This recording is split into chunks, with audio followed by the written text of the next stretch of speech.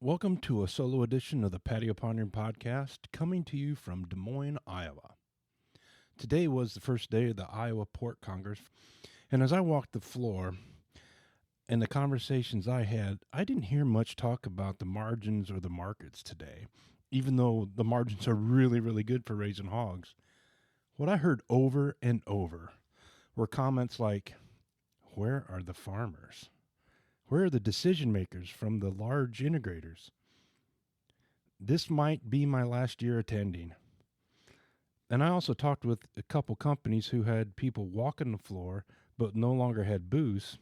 And as we stood there talking and looking up and down the aisles, they said, "That's why." I talked to another person that suggested that we just need a Midwest Pork Congress that rotates between Minnesota, South Dakota, and Iowa.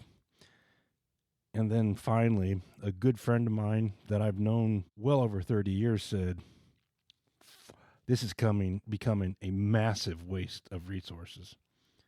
And that disconnect is what this episode's about. I went to my first Indiana Pork Congress in 1988. At that time, it was just a trip for the 4-H kids to go to Indianapolis and have fun. But I went to my first Iowa Pork Congress in 1999. In those days, it was at the old Vets Auditorium, and the upstairs and the downstairs were packed. And then you had things over in the Civic Center, and it seemed like every hotel around downtown Des Moines had something to do with the Iowa Pork Congress. And in those days, as you watched people interact at the show, it was where farmers and suppliers and leaders crossed paths because there were fewer ways to connect in those times. And purchasing decisions were actually made. Fast forward today, the industry is changed dramatically. And we can lament whether that's good or bad, but it's changed. Operations are larger, decision makers are fewer, information moves at the speed of business or the speed of the internet. And probably most importantly, time is a lot more valuable in a lot of these operations. But too often, our leadership structures and event strategies haven't, frankly, caught up with where we need to be. We're still building shows for an industry that no longer exists, expecting people to come, fill out paperwork, and walk the floors and collect brochures and trifle pamphlets. And as I mentioned, back then, we made real purchasing decisions when people walked the floor. Farmers came there knowing that they might change the feeding program, they might switch genetics, they might make equipment decisions on a new manure spreader, new feeders, new slats. But those conversations were had with a real sale potential in mind. But those farmers largely aren't here anymore.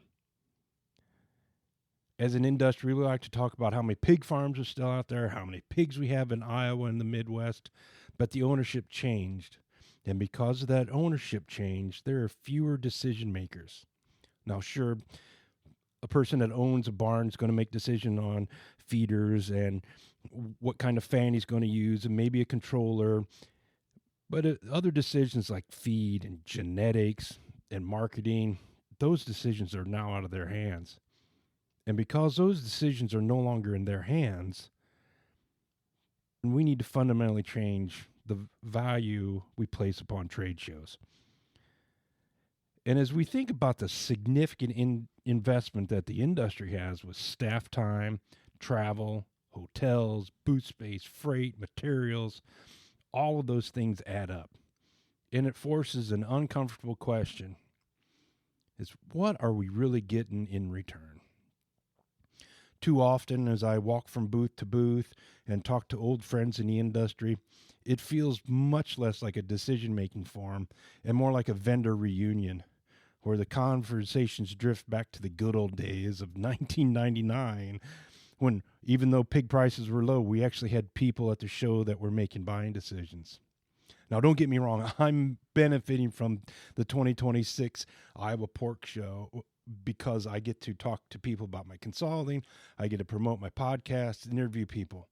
But I'm afraid I'm the exception. Now, I don't have the answers to all this, but I do think we owe it to our industry to ask better questions.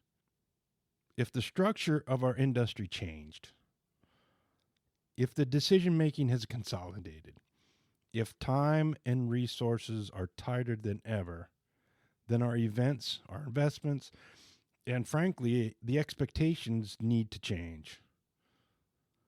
The question isn't whether Iowa Port Congress, South Dakota Port Congress still matter. The question is, are we willing to evolve them?